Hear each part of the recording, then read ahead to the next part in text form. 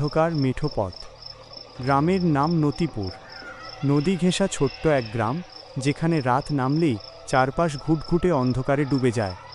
গ্রামের শেষ মাথায় একটা বিশাল বাঁশবাগান আছে, আর তার পাশেই চলে গেছে মেঠো পথ, যেটি গিয়ে মিলেছে পাশের হাটে। গল্পটি আজ থেকে বছর 20 আগের। গ্রামের এক তরুণ, নাম রহমত। সাহস তার একটু বেশিই ছিল। গ্রামের বয়স্করা সবসময় বলতো, সন্ধ্যা গড়ালে বাঁশবাগানের পথ দিয়ে একা যাস নে রহমত, ওখানে কিন্তু ভালো কিছু নেই। রহমত হেসেই উড়িয়ে দিত, এসব নাকি তাদের বানানো ভয় দেখানোর গল্প। এক অমাবস্যার রাতে হাটের কাজ শেষ করে ফিরতে রহমতের বেশ দেরি হয়ে গেল। রাত তখন প্রায় 11টা। চারপাশে নিস্তব্ধতা, শুধু ঝিঁঝি পোকার ডাক আর রহমতের নিজের পায়ের শব্দ। আকাশে চাঁদের লেশমাত্র নেই। হাতে থাকা পুরনো টর্চলাইটের হলুদ আলোটুকু ছাড়া চারপাশ অন্ধকার। রহমত যখন বাঁশবাগানের কাছাকাছি পৌঁছাল, বাতাস একদম থেমে গেল।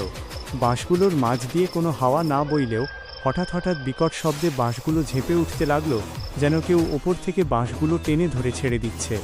রহমত গলার গামছাটা একটু শক্ত করে চেপে ধরে গতি বাড়াল।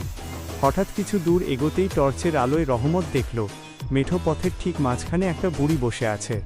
সাদা শাড়ি জড়ানো, চুলগুলো সামনের দিকে এলোমেলো করে ঝুলছে। বাঁশঝাড়ের গোড়ায় বসে বুড়ি হাত দিয়ে মাটিতে কি যেন খুঁজছে। রহমত থমকে দাঁড়াল। বুকে একটু খটকা লাগলেও সাহস সঞ্চয় করে জিজ্ঞেস করল, ও বুড়ি, এত রাতে এখানে বসে কি করছো? বাড়ি যাবে না? বুড়ি মাথা তুলল না, একদম নিচু খসখসে গলায় বলল, নো, আমার ছুঁচটা হারিয়ে গেছে রে বাপ, খুঁজে পাচ্ছি না। রহমত ভাবল, বুড়ো মানুষ, হয়তো দিক ভুল করে বসে আছে।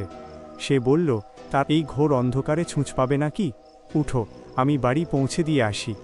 রহমত এক পা এগোতেই হঠাৎ টর্চের আলোটা টিমটিম করে নিভে গেল।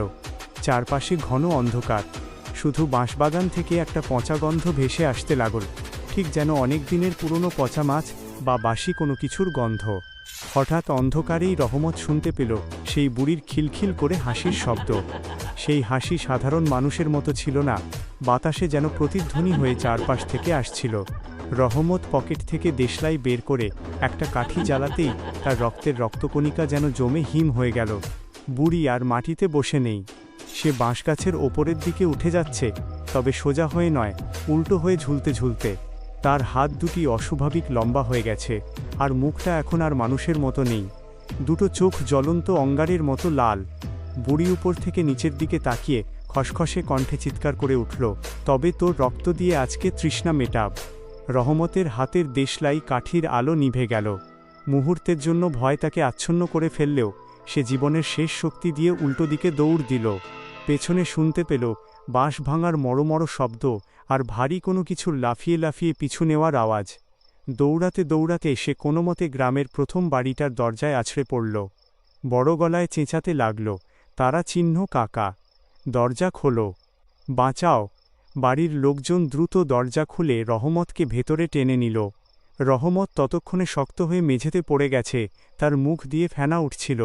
পরদিন সকালে রহমতের প্রচণ্ড জ্বর আসল, কিন্তু সবচেয়ে আশ্চর্যের বিষয় হল, তার গলার চারপাশে স্পষ্ট রক্তবর্ণের লম্বা নখের ছাপ পড়েছিল, যেন কেউ তাকে পেছন থেকে চেপে ধরেছিল।